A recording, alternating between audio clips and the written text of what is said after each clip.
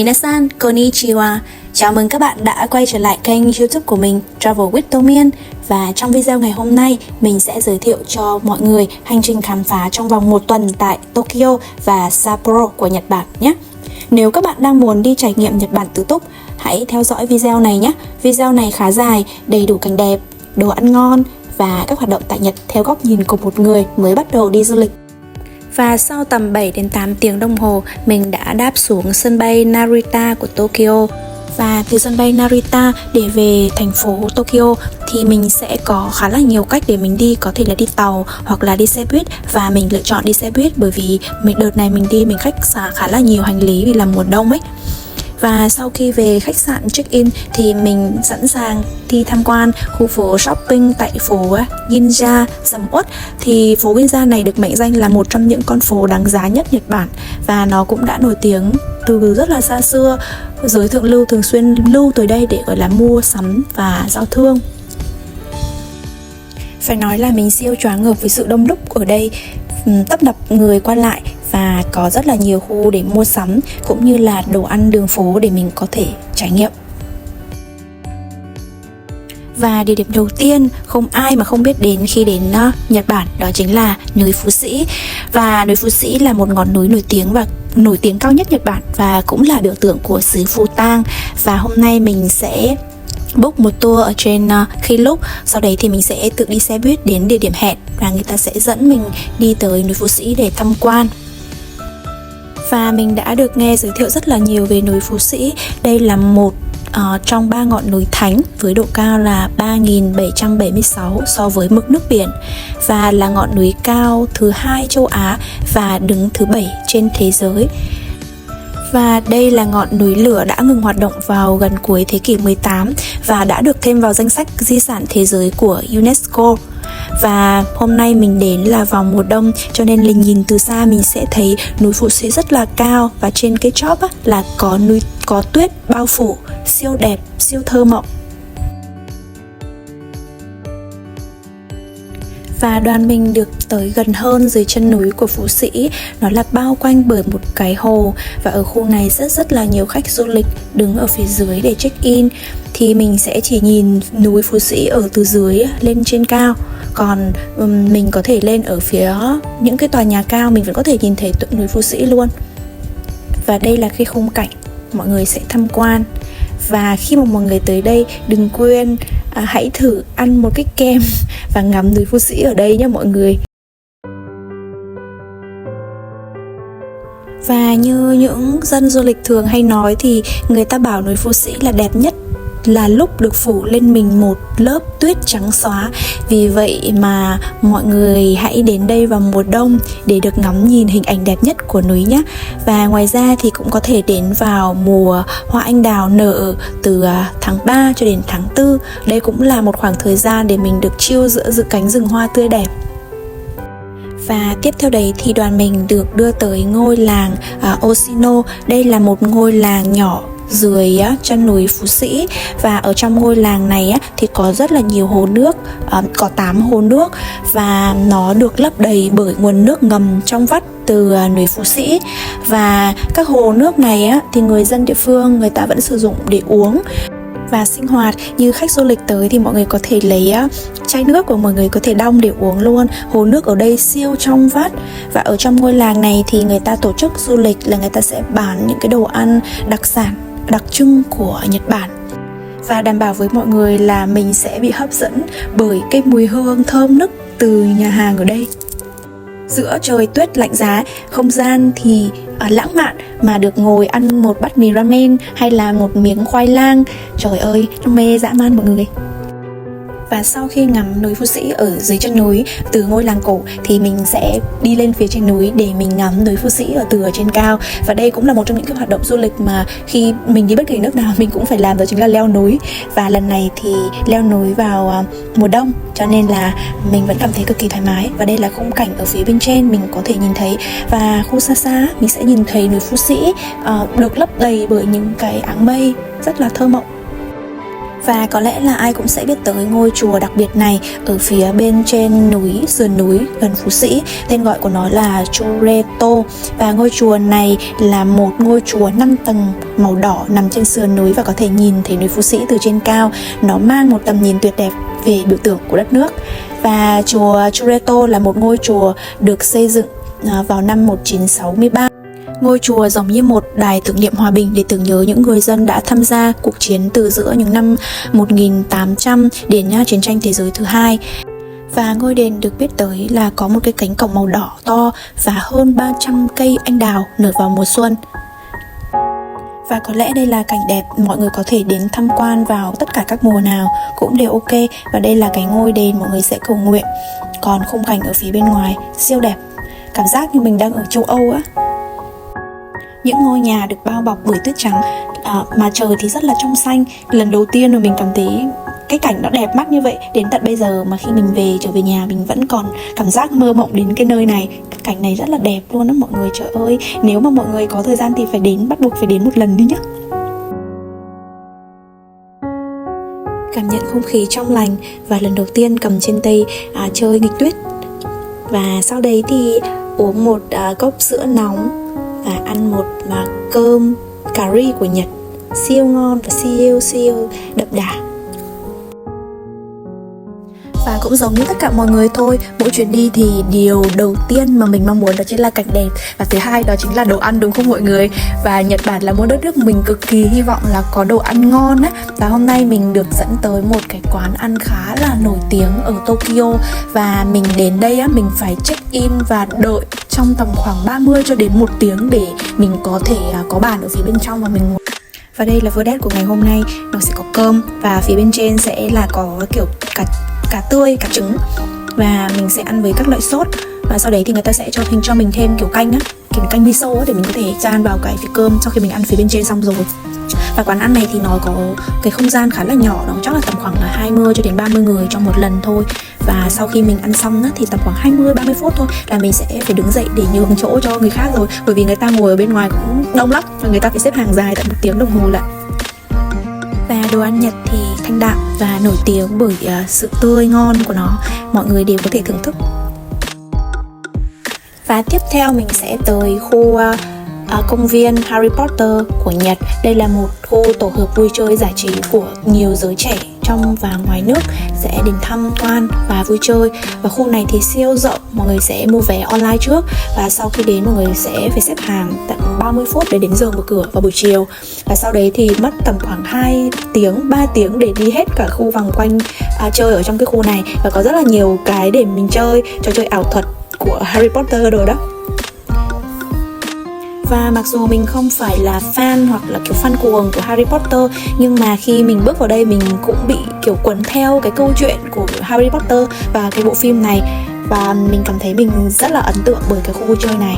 Mình có thể dành một thời gian tầm khoảng 1 buổi chiều để ghé thăm.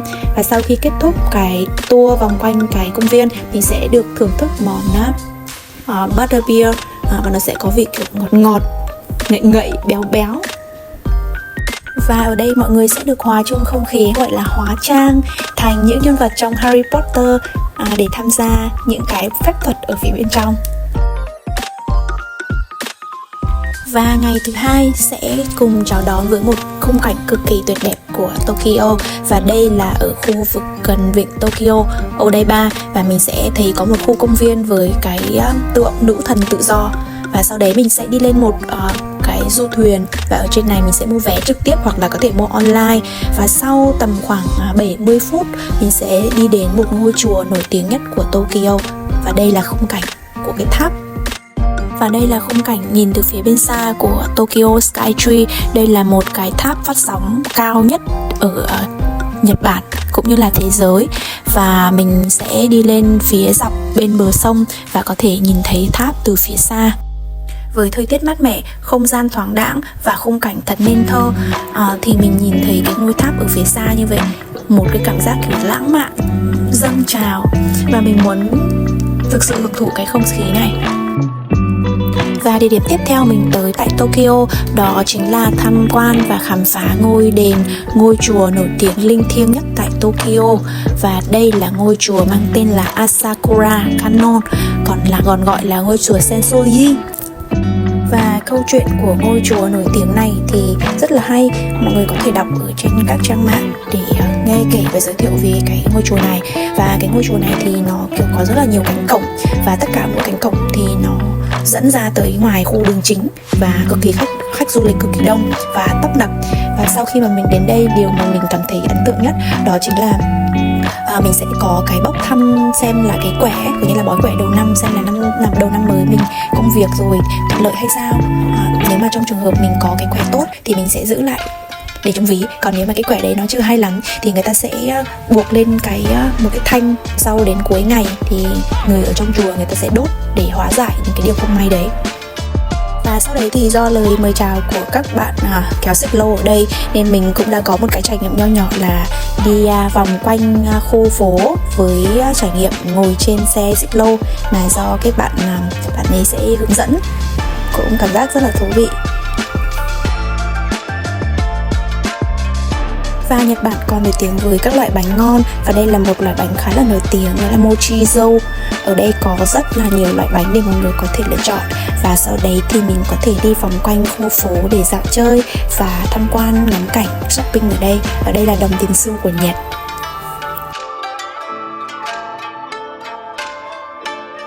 Và buổi chiều ngày thứ 3 tại Tokyo, mình lựa chọn đến tham quan khu triển lãm ánh sáng của Nhật Bản ngay tại Tokyo. Và cái khu này mình bước vào mình kiểu choáng ngợp bởi không gian cực kỳ lãng mạn và xinh yêu á mọi người. Và sau khi đi du lịch về mình mới biết là Jennie của Blackpink cũng có đến tham quan và có chụp hình ở đây. Ở đây những cái hình ảnh kiểu rất là đẹp mắt mà không hiểu tại sao người ta có thể làm một cách nó sặc sỡ như vậy. Và khu tham quan triển lãm này mình cũng phải đi gần tầm 1 đến 2 tiếng đồng hồ. Và nhất là những cái khu vực mà có bong bóng như phía bên trong này thì mình phải xếp hàng thật dài, và xếp hàng trong bóng tối để đi vào cái khu này luôn. Nhưng mà với giá trị đồng tiền bỏ ra và thời gian mình đợi chờ, mình cảm thấy cực kỳ xứng đáng. Vậy là đã kết thúc 3 ngày ở Tokyo rồi, và bây giờ mình sẽ chuẩn bị sẵn sàng để đi đến vùng đất tươi mới Sapporo, nơi có tuyết và bia Sapporo đang đợi chờ. Yeah! Và mình đã đến Sapporo. Mình đã nghe nói rất là nhiều đến bia Sapporo đúng không mọi người? Sapporo là thủ phủ của tỉnh Hokkaido, nằm ở phía bắc của Nhật Bản. Và Sapporo thì được giới thiệu là có dân số đứng thứ 5 và diện tích thì lại đứng thứ 3 của Nhật Bản. Và Sapporo là nơi mà rất là nhiều các lễ hội về băng tuyết đó. Các lễ hội tuyết vào mùa đông thường thu hút cực kỳ khách du lịch tới thăm, và đến tận 2 triệu khách du lịch từ khắp nơi trên thế giới. Và đây mình đang hòa chung không khí để ngắm tuyết ở Sapporo. Ngày xưa hồi nào cũng nghe bài hát tuyết chẳng có đâu em ơi, chỉ có tôi bên cạnh em thôi. Mùa đông đến gió khiến em se lạnh, đừng lo vì con tôi đây. Giờ thì tôi thấy tuyết rồi đó mọi người, tuyết đầy lên nè. Sau đây sẽ là một show cực kỳ thú vị đối với cả các em bé cũng như là người lớn luôn. Và lần đầu tiên mình thấy con chim cánh cụt mọi người ơi. Và hàng nghìn khách hàng người ta sẽ xếp hàng dài ở phía dọc để nhìn xem cái con chim cánh cụt nó lừng thững đi qua. Và sau đấy thì mình đã có 499 kiểu ảnh cùng với tuyết và hàng nghìn video ở dưới tuyết. Mình chìm đắm trong tuyết kiểu mê mẩn, không gian trắng xóa, rất là lạnh nhưng mà vẫn lao ra ngoài đường rồi nghịch tuyết, chơi tuyết. Và tuyết ở Sapporo là cực kỳ mịn màng luôn nhé. Mọi người có thể chơi được những cái trò chơi và kiểu cầm lên ném nhau á. Thích lắm, mê lắm luôn.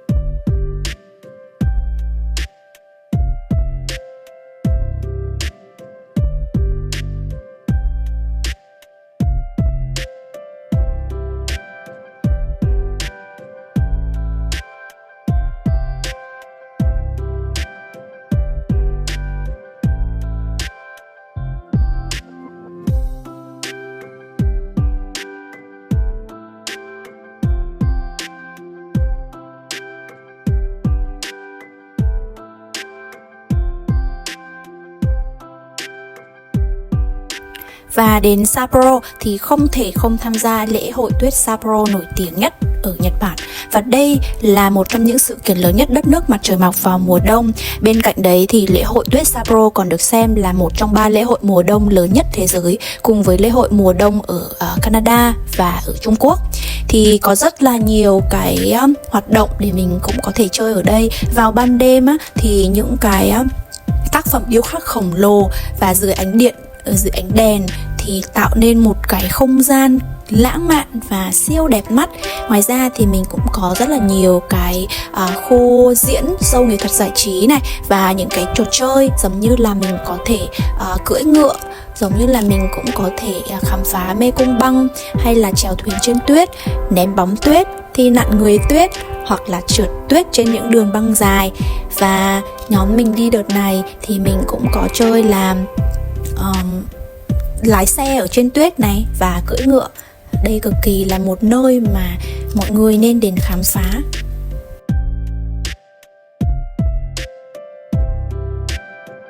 Và đừng quên mặc áo thật ấm này, mũ len và khăn tay, cũng như là cái bốt, và để mọi người có thể thoải mái chơi ở dưới tuyết như mình nhé.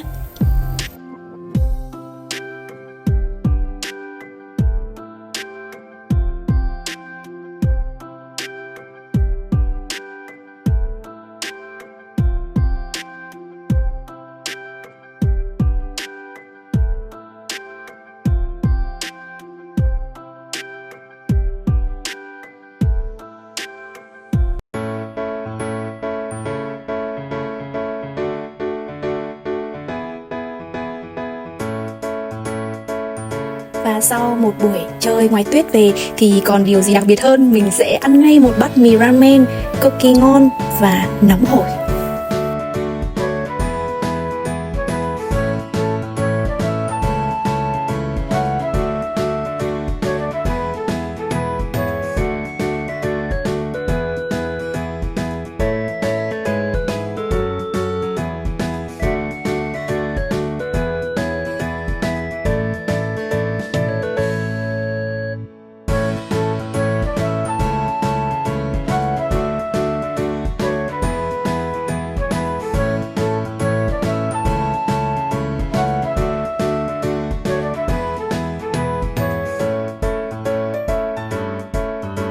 Và để chào tạm biệt đất nước mặt trời mọc, nơi có nền văn hóa cực kỳ lâu đời, thì mình sẽ được đến thăm một ngôi làng cổ. Ngôi làng cổ này có tên là ngôi làng Nobo Ribesu. Và ở đây mọi người sẽ được xem trình diễn, người ta trình diễn về múa và những cái màn kiếm hành động của samurai. Và ở đây những cái show diễn này thì mình sẽ được tận mắt chứng kiến những điều phi phàm của ninja, là một trong những gọi là những cái người mà mang đầy bí ẩn đối với toàn thế giới. Người ta kiểu biểu diễn cho mình thấy là cái giác quan nhạy bén cùng với các vũ khí đặc biệt của họ, và nó sẽ diễn cái cảnh hành động này ở trong bóng đêm với những cái câu chuyện rất là thú vị. Và sau khi kết thúc tour này thì có một điều rất là hay là người ta sẽ phát những tờ giấy nhỏ cho những hành khách, những du khách ở phía dưới. Và sau khi kết thúc tour show diễn, mọi người cảm thấy hay thì mọi người sẽ để tiền xu ở bên trong và ném lên sân khấu dành tặng cho những người trình diễn. Và chuyến đi du lịch Nhật này mình còn có đi khá là nhiều nơi nữa để tham quan cảnh đẹp và ăn những món ăn ngon. Và Nhật Bản là một đất nước có không khí cực kỳ thích thú này, có không gian đẹp, có cảnh đẹp, con người cũng thân thiện. Và lần đầu tiên mình đi du lịch mà mình mua rất là nhiều đồ để mang về nước. Ví dụ như là mình mua thực phẩm chức năng, mỹ phẩm, thuốc thang. Mình nghĩ là một ngày đẹp trời nào đấy mình sẽ sớm quay lại Nhật để mình đi thăm và sẽ đến những cái nơi mà mình chưa từng tới. Cảm ơn Nhật Bản đã cho mình một trải nghiệm cực kỳ thú vị. Và cảm ơn tất cả mọi người đã lắng nghe và xem vui vẻ video của mình nhé. Cảm ơn và xin chào. Hẹn gặp lại mọi người trong clip tiếp theo. Bye bye.